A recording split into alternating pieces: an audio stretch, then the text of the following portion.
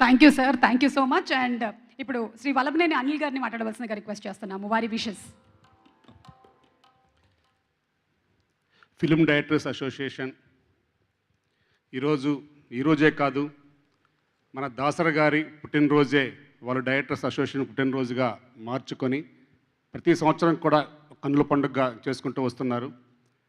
దీనికి స్టార్టింగ్ ఎన్ శంకర్ గారు దీనికి ఫౌండేషన్ వేయటం, ఆ తర్వాత వీరశంకర్ గారు దాన్ని కొనసాగించడం, ఇప్పుడు ఆదిత్య గారు వారు కొనసాగించడం, నూతనంగా ఎన్నికైన ఆదిత్య గారు కానీ, రామారావు గారు కానీ, సాయి రాజేష్ గారు కానీ ఏదేమైనా మన దాసరి గారి యొక్క ఆశయాలు మనందరికీ తెలుసు. మన ఫిల్మ్ ఇండస్ట్రీకి, కార్మికులకు కానీ, ఒక నిర్మాతలకు కానీ ఎప్పుడు కూడా ఆ ఇల్లు ఒక దేవాలయంలాగా, ఎప్పుడు కూడా ఏ సమస్యను ముందుకెళ్ళినా అది సమస్య పరిష్కార దిశగా వెళ్ళే దాసరి గారు లేని లోటు మనం అందరం కూడా చూస్తూ ఉన్నాం.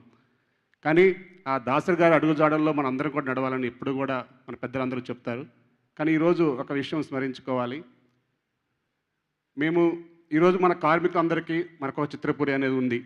దానికి దాసరి గారు ఎంత ఫౌండేషన్ వేశారో, మన ముందు మన కలెక్షన్ కింగ్ మన మోహన్ బాబు గారు కూడా ఆ రోజు ఆ చిత్రపురి రావడానికి మన కార్మికులందరూ నిలబడటానికి ఒక ప్రత్యేకంగా అప్పుడున్న కోట్ల విజయభాస్కర్ రెడ్డి గారితో మాట్లాడి కానీ వారి యొక్క కృషి ఎంతో ఉంది. కాబట్టి ఏది ఏమైనా మన కార్మికులకి వల్ల మోహన్ బాబు గారు లాంటి పెద్దలు, ఇంకా ఇండస్ట్రీలో పెద్దలు మన దాసరి గారి లోటు తీర్చుకుంటూ మనం ముందుకు సాగాలని ఇప్పుడే చదలవాడి శ్రీనివాస్ గారు కూడా వచ్చారు. వారు కూడా మొన్నే ఒక డైరెక్టర్స్ అసోసియేషన్ అడిగిన కోరికలన్నీ కూడా నేను తీరుస్తానని చెప్పేసి వారు మాట్లాడటం మనందరికి కూడా ఒక ఇండస్ట్రీకి ఒక ఆనందదాయకం. ఇది ఈరోజు ఒక ఫెడరేషన్గా వాళ్ళ 3వసారి అధ్యక్షులుగా ఎన్నుకున్న మా కార్మికులకి, అలాగే మా డైరెక్టర్స్ అసోసియేషన్ మా కార్యవర్గానికి నన్ను ఈరోజు ఆహ్వానించి ఈ సన్మానించినందుకు వారికి కూడా ప్రత్యేక ధన్యవాదాలు తెలియజేసుకుంటూ thank you. Thank you so much sir.